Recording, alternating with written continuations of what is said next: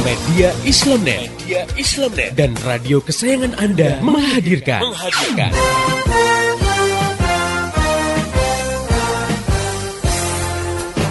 Voice of Islam. Bagaimana tidak nyaman misalnya ya kalau diterapkan hukum cambuk bagi peminum khamar sementara negara tidak menerapkan mekanisme yang melarang khamar masuk ke suatu wilayah dan diperjualbelikan. Artinya masih ada orang yang berjualan khamar dan akhirnya ada juga yang beli, akhirnya ada juga yang minum. Padahal kalau minum dicambuk. Nah, ini kan juga semacam dilema juga ya. Atau misalnya diterapkan hukum cambuk bagi yang melakukan pergaulan bebas. Nah, sementara negara sendiri tidak menghambat arus masuk pornografi dan porno aksi di suatu negeri. Bahwa menangis itu yang dianjurkan itu menangis karena ingat dosa, takut pada Allah. Nabi SAW itu pernah bersabda dalam satu hadisnya, la yalijun nara rajulun baka min khasyatillah hatta ya'udal labanu fil darra'i. Nabi bilang tidak akan disentuh oleh api neraka seseorang yang menangis karena takut kepada Allah. Nah, tadi kalau misalnya cinta itu tidak didasarkan pada pemahaman Islam, emosional sifatnya, ya kan? Iya. Lagi disayang-sayang sama suami, dikasih hadiah banyak, beliin pakaian baru, dibelanjain banyak, sayang. Nah, begitu suami di PHK, nganggur 1 tahun nggak dapat kerja, ini udah mulai mengikis.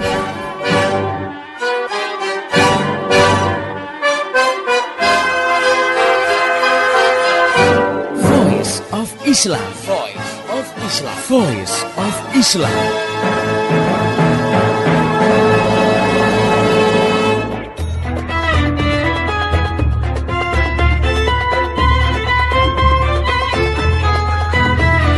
Halo Indonesia, Assalamualaikum warahmatullahi wabarakatuh.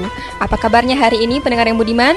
Gabung lagi dengan saya, Bunga Salsabila dalam program Voice of Islam. Kerja bareng Media Islamnet dengan radio kesayangan Anda ini. Kali ini dalam rubrik Female Chatting. Telah hadir di studio Mbak Nanik Wijayati. Beliau adalah Wakil Pemimpin Redaksi Female Readers. Assalamualaikum Mbak. Waalaikumsalam warahmatullahi wabarakatuh. Ya, di sampingnya kita kedatangan tamu Mbak Sufaira. Beliau adalah wiraswastawati Butik Busana Muslimah. Assalamualaikum Mbak. Waalaikumsalam warahmatullahi wabarakatuh. Pendengar yang budiman, setiap manusia normal pasti dong merasakan cinta. Nah, bagaimana kita mengelola cinta di hati kita secara tepat serta dapat memaknai cinta dengan benar? Kita simak perbincangan kita kali ini dengan topik My Endless Love. Nah, kita mulai perbincangan dengan Mbak Sufaira dulu ya Mbak ya. Mbak, ada orang yang berpendapat bahwa rasa cinta itu membuat hidup manusia itu bergairah Mbak. Nah, benar nggak sih menurut Mbak? Yang dikatakan oleh Mbak Bunga Salsabila bahwa cinta membuat hidup seseorang menjadi bergairah, memang itu mungkin itu betul ya. Seperti hanya inilah ya anak-anak sekolah gitu. Pada saat mereka itu mulai jatuh cinta, kita bisa melihat perubahan dalam diri dia. Seperti mereka itu rajin ke sekolah, kemudian juga rajin berdandan. Bahkan juga ada salah satu syair lagu yang mengatakan bahwa cinta itu berjuta rasanya. Kemudian juga mereka juga nggak tahu kadang-kadang apa yang sedang dipikirkan. Mungkin mereka itu sering khayal, melamun, sehingga entah apa tuh ya. Iya, entah apa yang dibayangkan. Ada yang mengatakan bahwa don't know what to do. Jadi saya sendiri nggak tahu apa yang harus saya lakukan. Itu mungkin contoh untuk anak-anak sekolah. Tapi kalau misalkan kita lihat fenomena yang kita lihat di perkantoran atau misalkan anak dewasa, nggak jauh beda mungkin dengan anak-anak sekolah, ya kan? Genitnya mungkin iya, ya kan? Berdandan, kemudian juga tingkah lakunya mungkin jadi sedikit lebih riang daripada biasa. Mukanya itu berseri, bersinar, yang biasa mungkin cemberut gitu kan. Karena memang ada sesuatu yang berbeda dalam dirinya, sehingga itu yang memancarkan cahaya gitu kan. Istilahnya bukan memancarkan cahaya, tapi itu yang membuat perubahan dalam dirinya, sehingga dia merasa memiliki semangat yang baru. Baik, mungkin saya ingin menambahkan sedikit nih Mbak Bunga dan pendengar yang budiman. Jadi benar yang dikatakan oleh Mbak Sufaira tadi bahwa cinta itu bisa menumbuhkan motivasi tertentu pada diri seseorang. Dan kita lihat memang orang yang sedang jatuh cinta itu perilakunya berbeda gitu ya. Mungkin kalau dia dapat ceng-cengan di sekolah jadi rajin sekolah, entah itu gurunya atau temennya. Kalau dia dapat ceng-cengan apa ya istilah lainnya, kecengan gitu ya, naksir seseorang. di dunia kerja misalnya, maka dia rajin ke kantor dengan dandanan yang berubah seperti Mbak Sufaira katakan gitu. Yang tadinya biasa-biasa aja, dia nggak peduli hidungnya kena bedak atau tidak gitu. Sekarang hidungnya ditambah lipstik ya, salah ya. Hidungnya ya gimana dibikin supaya menarik gitu. Nah, Kalau orang yang sedang dimabuk cinta nih Mbak ya, itu bisa lupa Mbak segalanya gitu Mbak. Kenapa Mbak bisa begitu Mbak? Mungkin memang pada saat itu kan dia kan baru mengenal lawan jenis ya, pasangan. Di mana pasangan yang dia kenal itu mungkin memberikan perhatian yang lebih ya kan, yang tidak pernah dia dapatkan sebelumnya. Perhatian itu bisa bermacam-macam ya kan. Nah ya, dia merasa bahwa dia diperhatikan, dan itu bisa membuat seseorang itu lupa segalanya. saya tambahkan ya Mbak Bunga, saya pernah baca buku Female Brain, otaknya perempuan gitu ya, berdasarkan penelitian kepada sekian wanita gitu ya, bahwa salah satunya misalnya kalau orang dimabuk cinta pasti mempengaruhi perilaku dia ya, apakah dia sering jalan bareng, kemudian sering sharing bareng, berdiskusi bareng, kemudian mungkin dia berikan hal-hal yang berharga, apakah itu berupa benda, perhatian tadi yang dia bilang. Perhatian tuh kalau sekali mungkin nggak berpengaruh ya, tapi kalau perhatiannya itu terus-terusan gitu sampai pada hal-hal yang privacy, hal yang kecil, itu pasti akan mengganggu hati gitu kan. Nah, terus di buku itu dikatakan yang menarik adalah wanita itu kalau dia dipeluk dalam waktu 7 menit katakan di situ ya, 7 menit ya, maka bisa dipastikan bahwa wanita itu akan merasakan kepercayaan pada orang yang memeluknya. Nah, ini satu hal yang menarik menurut saya. Makanya kenapa Islam itu melarang pacaran misalnya. Sekarang model pacaran kayak apa? Pelukan itu udah bagian yang wajib kali ya kalau orang pacaran gitu. Nah, makanya jangan sampai biarkan anak perempuan itu dipeluk oleh orang yang bukan muhrimnya. Pasti dia akan lebih percaya sama itu gitu kan, daripada orang tuanya yang sebenarnya udah ngegendong dia dari bayi gitu ya. Nah, itu akan dikalahkan oleh rasa aman yang diberikan selama dia dipeluk 7 menit itu gitu. Nah, ini mungkin yang bikin, salah satunya bikin orang tuh mabok gitu kan. Gimana nggak mabok, gimana dia nggak lupa segalanya ketika dia merasakan dengan perlakuan yang sangat lembut, kemudian dengan perhatian yang tulus, dengan nggak tahu tulus apa enggak ya, nah, gitu, terus dipeluk gitu, dia akan memberikan kepercayaan 100% kepada kekasihnya itu gitu. Nah, kalau dari segi gejolak cinta nih Mbak nih, ada perbedaan nggak sih gejolak cinta antara orang dewasa ABG sama orang tua Mbak? Perbedaan pasti jelas ada ya kan, cinta ABG, kemudian cinta orang dewasa, dan cinta orang tua. Kalau ABG itu kan kayak cinta monyet, senang-senangan gitu. Kalau orang dewasa mungkin cintanya itu lebih kepada butuh seseorang dalam hidupnya, ya sebagai pendamping hidup, ya seperti halnya calon suami atau calon istri. Dan kalau orang tua itu mungkin bentuk cintanya itu dalam bentuk kasih sayang, mungkin kepada anaknya, kepada cucunya. Bahkan cinta orang tua kepada anak dan cinta seorang kakek dan nenek kepada cucu itu bisa berbeda. Mungkin orang tua itu dulu terhadap anaknya suka nyentil atau mungkin juga cerewet, tapi kalau sama cucunya dia mungkin lebih sayang, lebih sabar. Nah, itu mungkin suatu bentuk perbedaan sayang ya kan, sama-sama sayang terhadap anak maupun terhadap cucu. Iya, benar sekali itu yang dibilang Mbak Sufaira. Dan saya kira ini tahapan itu mungkin bisa disebabkan oleh faktor psikologisnya gitu. Anak yang ABG itu kan dia secara biologi memang sudah cukup sempurna. Secara psikologis mungkin bisa jadi dia baru tumbuh ya. Pemahaman dia terhadap kehidupan itu masih baru mulai beranjak gitu. Sehingga perilaku dia ketika dia merasakan cinta ini, maka mungkin berdasarkan perasaan aja gitu. Jadi aku ditaksir sama dia tuh lumayan juga misalnya gitu ya. Jadi perasaan senengnya itu karena tumbuh melihat fisiknya, melihat hartanya, kemudian mungkin melihat pinternya, bisa jadi gitu. Nah, ini karena memang dia belum punya pemahaman yang mendalam soal kehidupan gitu. Nah, berbeda dengan orang yang mungkin sudah dewasa. Nah, dia mungkin sudah ngitung umur ya, umurku sudah berapa, aku Ngapain sudah hitung-hitung umur?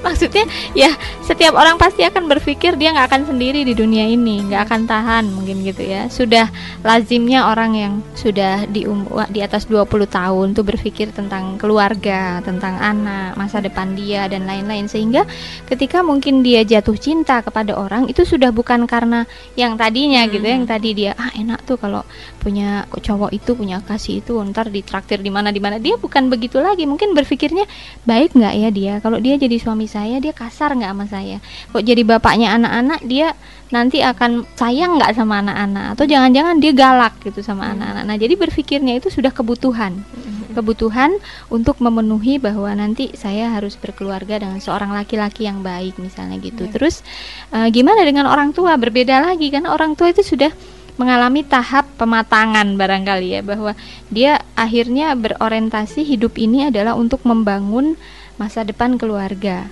mempertahankan keluarga. Jadi tidak berpikir dirinya sendiri lagi. Kalau tadi waktu dia mencari calon suami, dia berpikir untuk dirinya sebenarnya, kan cocok nggak sih sama saya, dia cara ngomongnya nyambung nggak gitu. Terus dari sisi status misalnya sosial, dia terlalu kaya, saya biasa aja kayaknya, nanti jadi masalah misalnya gitu. Jadi masih orientasi dirinya. Tapi kalau udah orang tua itu orientasinya adalah keluarga inti gitu. Anak saya gimana, dengan lingkungan bagaimana, dengan keluarga mertua bagaimana, dengan keluarga orang tua bagaimana penyesuaiannya dan lain-lain, sehingga yang tumbuh cinta itu adalah kemudian karena kasih sayang, karena kasihan, karena perlindungan gitu ya, dan lain-lain. Nah, saya kira begitu Mbak Bunga. Ya, berarti cinta itu istilah itu harus dikelola Mbak ya, supaya kalau misalkan cinta itu tidak menjadi buta lah istilah Mbak ya. Menurut Mbak bagaimana Mbak?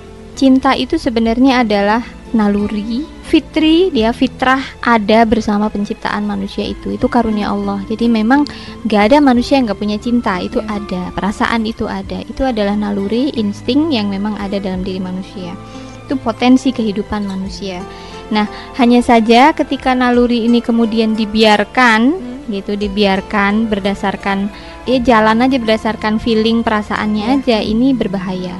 Berbahaya karena seperti tadi, kalau dia ABG, dia mabuk kepayang, dia bahkan bisa terjerumus ke dalam hal-hal yang dilarang oleh Allah, bermaksiat, apakah itu zina. Sekarang kan macam-macam, ngeri ya beritanya, gimana ada remaja yang masih mungkin usia 15 tahun itu SMP, tapi dia sudah biasa melakukan hubungan suami istri tanpa suami, maksudnya ya dengan temannya misalnya gitu.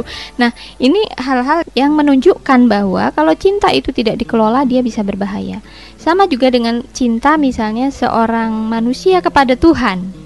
Itu juga harus dikelola juga loh. Kalau misalnya dia cuman karena perasaan gitu ya, pasti dia tidak bisa memberikan cinta yang sejati, cinta yang hakiki, cinta yang sesungguhnya, cinta yang paling tinggi kepada Tuhannya. Dia tahu aja bahwa Allah itu ada, iya gitu, Allah itu mengasihi hambanya, iya gitu. Tapi apakah kita cinta kepada Allah yang sudah memberikan segalanya kepada kita? Belum tentu kita bisa menumbuhkan cinta itu gitu. Nah, padahal ini adalah cinta yang paling tinggi gitu. Nah, dia bisa nggak punya rasa cinta itu. Jadi cinta itu harus dikelola sesuai dengan proporsi yang tepat gitu ya. Baik cinta kepada orang tua, cinta kepada anak, cinta kepada teman, cinta kepada saudara sesama muslim, cinta kepada Allah, cinta kepada Rasulnya, cinta kepada bahkan makhluk Allah yang lain, apakah itu tumbuhan, binatang, dan lain-lainnya alam sekitar. Saya kira gitu. Oke, pendengar yang budiman, jangan pindahkan saluran Anda karena perbincangan kita akan dilanjutkan setelah satu selingan berikut ini. Tetap setia di Voice of Islam. Arungi jejak kehidupan, dunia yang menyilaukan, mata hati kian buram, terbawa dan tenggelam, gersangnya jiwaku tanpa cahayamu, tetapi langkahku kian menjauh.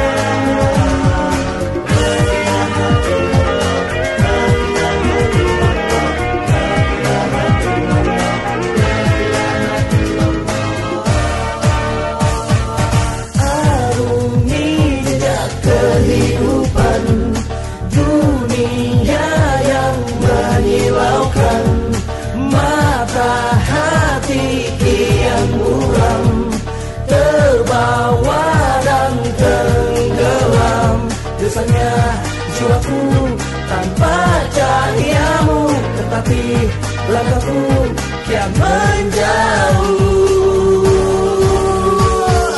Di pintu langitku berlindung, sujud kehadiratmu. Di pintu langitku berseru, ampuni segala dosa hamba. Sujud kehadiratmu. Di pintu langitku berseru, ampuni segala dosa hamba.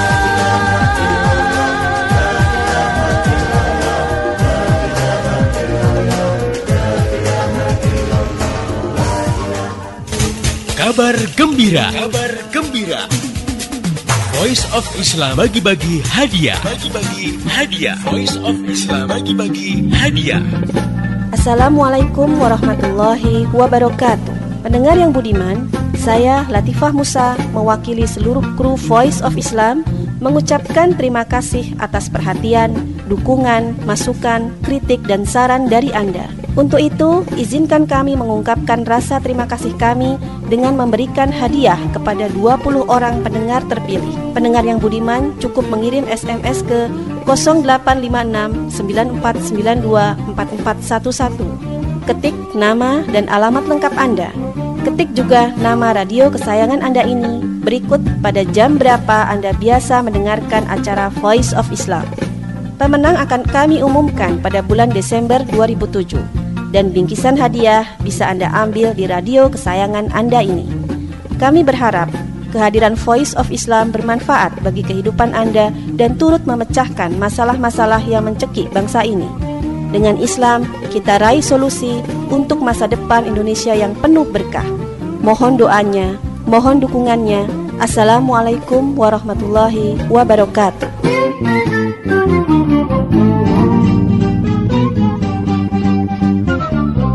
Masih Anda ikuti Voice of Islam, persembahan media Islamnet dan radio kesayangan Anda ini. Voice of Islam, Voice of Islam, Voice of Islam.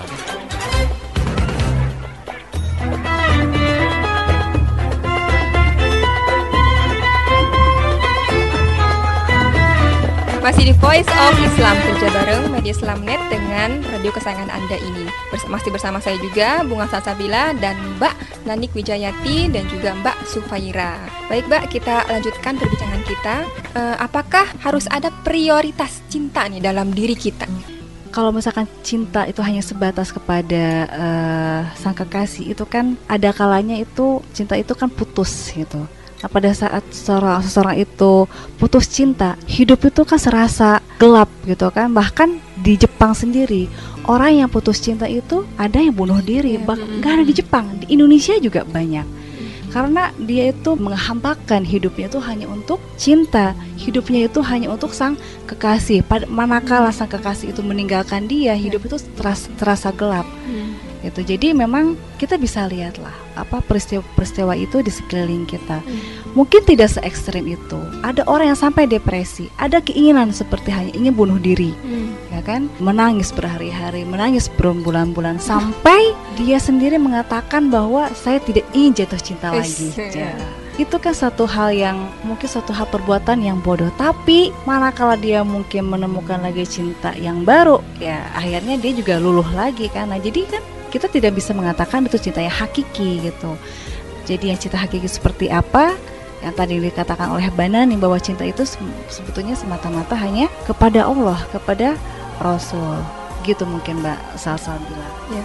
Ya, saya mungkin akan tambahkan ya bahwa setelah kita tadi mencoba melihat bahwa cinta itu sebenarnya bermacam-macam gitu, kepada siapa atau kepada apa itu kan macam-macam gitu ya. Bagaimana kita bisa mendahulukan cinta kepada yang satu dibandingkan cinta kepada yang lain? Apa nih standar kita gitu? Mungkin kalau orang yang tidak memiliki pemahaman, selama dia lagi seneng ya dia dulukan itu gitu. Lagi seneng-senengnya cinta sama seseorang kekasih ya dia duluin itu, yang lain udah lewat gitu ya. Mau orang tua udah sampai ngelarang kayak apa lewat gitu. Nah, ketika dia lagi benar-benar cinta pada satu pekerjaan tertentu, dia lupakan yang lainnya, bahkan dia nggak mau kenal cowok gitu misalnya, nggak mau berumah tangga dan lain-lain. Nah, ini satu perilaku yang salah. Jadi cinta itu harus kita tempatkan sesuai dengan tempatnya seperti tadi. Dan Allah Subhanahu wa taala itu luar biasa sudah memberikan tuntunan kepada kita orang yang beriman. Kita lihat dalam surat At-Taubah ya ayat 24. Saya bacakan ya. A'udzubillahi minasyaitonirrajim. Qul in kana aba'ukum wa abna'ukum wa ikhwanukum wa azwajukum wa ashiratukum wa amwalun iqtaraftumuha wa tijaratun takhshawna kasadaha wa masakinu tardawnaha ahabba ilaikum minallahi wa rasulihi wa jihadin fi sabilihi fatarabbasu hatta ya'tiyallahu bi amri wallahu la yahdil qaumal fasiqin. Artinya begini, katakanlah jika bapak-bapakmu, anak-anakmu, saudara-saudaramu, istri-istrimu, keluargamu, harta kekayaan yang kamu usahakan, perdagangan yang kamu khawatirkan kerugiannya, dan rumah-rumah tempat tinggal yang kamu sukai lebih kamu cintai daripada Allah dan Rasul-Nya, serta berjihad di jalannya, maka tunggulah sampai Allah memberikan keputusannya. Dan Allah tidak memberi petunjuk kepada orang-orang yang fasik.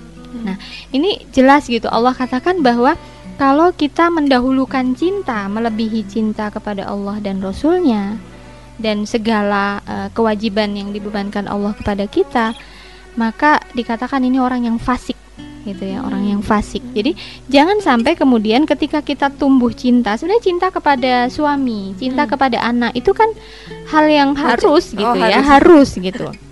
Nah, tetapi jangan sampai cinta kepada suami, cinta kepada anak-anak itu sampai membelenggu kita sehingga menghalangi kita cinta kepada Allah dan Rasul-Nya. Nah, ini yang seringkali banyak kaum muslim ya, muslimah yang tidak paham ini sehingga mudah terjebak oleh cinta yang tadi itu gitu, yang cinta yang berdasarkan hawa nafsu atau perasaan saja gitu. Nah, maka tidak boleh kita membiarkan cinta itu berjalan berdasarkan perasaan, harus dengan akal gitu. Nah, akal seorang muslim itu harus dituntun oleh Al-Qur'an dan hadis gitu. Jadi kalau Al-Qur'an menyatakan bahwa kita harus cinta kepada orang tua itu karena memang wujud syukur kita kepada Allah yang menciptakan orang tua itu sehingga kita ada dalam kehidupan ini, maka kita harus memaknai cinta kepada orang tua itu seperti itu. Sekalipun mungkin berat nggak mencintai orang tua? Enggak lah, Pak. Kalau lagi dibeliin hadiah nggak berat, tapi kalau lagi dicerewetin, nah lagi dimarahin kayaknya mulutnya manyun gitu ya. Makanya Allah sampai bilang jangan sampai kamu berkata kepada orang tua. Nah, artinya cinta itu harus kita kelola sesuai dengan tuntunan Allah dan Rasul-Nya. Sama juga ketika cinta kepada saudara sesama muslim. Misalnya, mungkin bagi orang yang tidak punya pemahaman tentang bahwa umat Islam itu bersaudara. Saya dulu juga pernah punya pemahaman, pokoknya yang saudara itu kerabat aja gitu, saudara-saudara. Nah, ya mana ada rasa cinta dia sama saudaranya yang ada di Palestina, misalnya saudaranya ada yang di Irak yang lagi diboikot, nggak ada perasaan itu gitu. Tetapi karena Allah menuntunkan itu bahwa seorang muslim itu bersaudara, kemudian Rasulullah SAW gambarkan dalam hadisnya bahwa umat Islam itu seperti satu tubuh, satu jarinya aja sakit, yang lain harus ngerasain gitu ya kan. Itu berarti mendalam banget arti persaudaraan, arti cinta antar sesama muslim itu mendalam banget gitu. Nah, kalau itu difahami oleh muslim, muslimah, maka ini akan menumbuhkan cinta. Saya tidak pernah peduli dengan siapa kamu. Selama kamu muslim, maka saya adalah saudara kamu. Saya siap membantu kamu. Saya siap untuk mensupport kamu dalam suka dan duka. Nah, hal seperti ini kan menumbuhkannya sulit loh kalau nggak punya pemahaman gitu. Jadi bagaimana cara memprioritaskan cinta?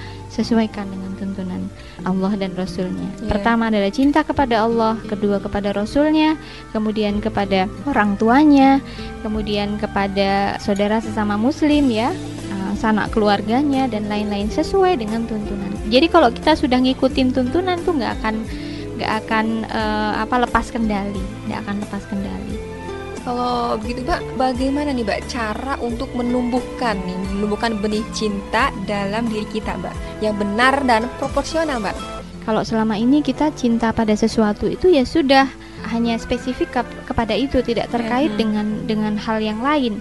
Nah, ternyata setelah kita temukan dalam Islam justru mengajarkan semua kecintaan kita kepada siapapun, kepada apapun itu harus kita hubungkan dengan keridhaan Allah.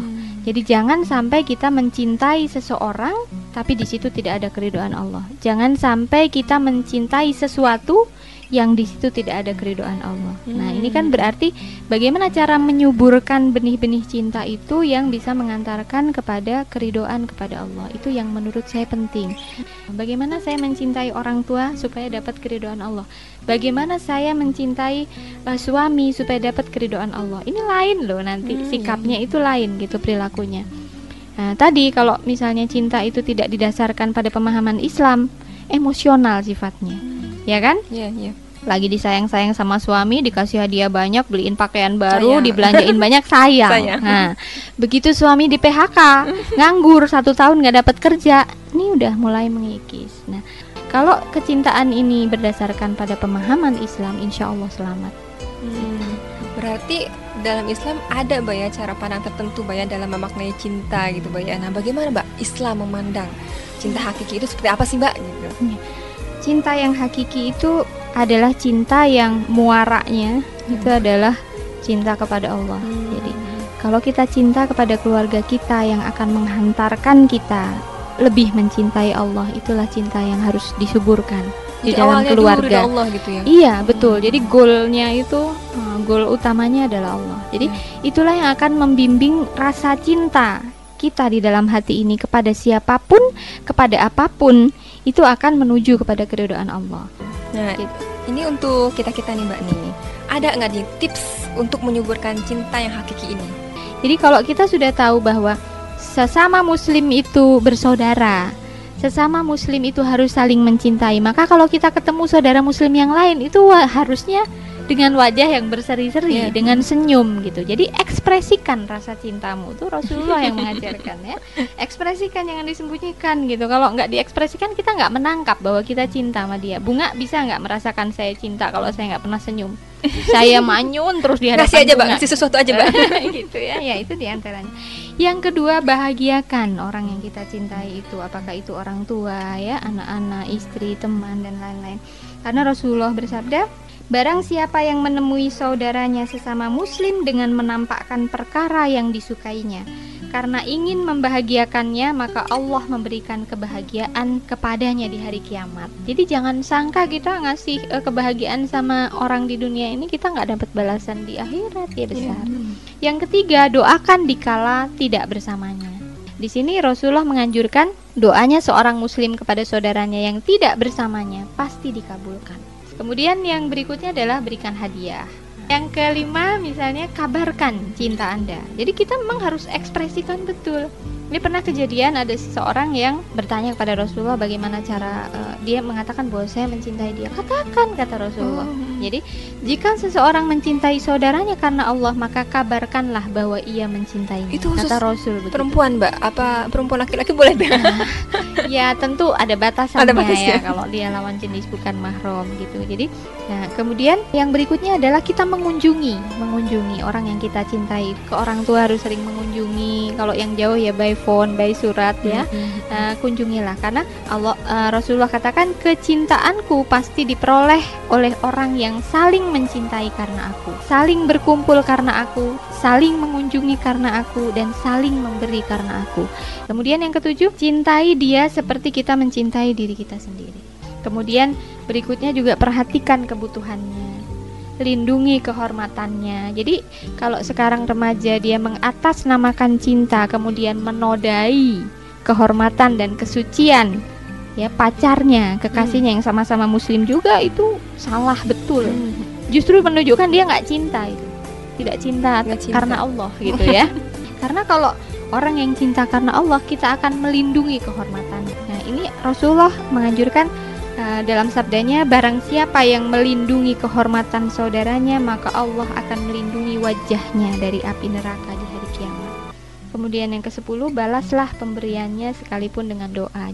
Oke, pendengar yang budiman, itu tadi perbincangan kita dengan Mbak Nani Wijayati dan juga dengan Mbak Sufaira. Buat pendengar yang ingin bertanya atau memberi kritik, saran, dan masukan, Anda bisa kirim surat ke radio kesayangan Anda ini atau kirim SMS ke 0856 9492 4411 atau bisa juga melalui email ke mediaislamnet@yahoo.com. Saya Bunga Salsabila dan seluruh kerabat kerja yang bertugas mengucapkan terima kasih kepada Mbak Nani Wijayati Sama-sama. dan juga Mbak Sufaira atas penjelasannya Mbak ya. Terima kasih juga buat pendengar yang telah setia mengikuti acara ini sampai akhir. Pesan saya, sampaikan apa yang Anda peroleh dari acara ini kepada yang lain agar rahmat Islam bisa segera tersebar luas termasuk di kota Anda yang tercinta ini. Mari menimbang masalah dengan syariah. Assalamualaikum warahmatullahi wabarakatuh. Demikian tadi Voice of Islam. Semoga hikmah yang terkandung bermanfaat untuk kita semua. Amin, amin, amin. Ya Robbal Alamin. Kembali bisa Anda dengarkan Voice of Islam. Menghadirkan topik-topik seputar kehidupan kita esok hari di waktu dan gelombang yang sama.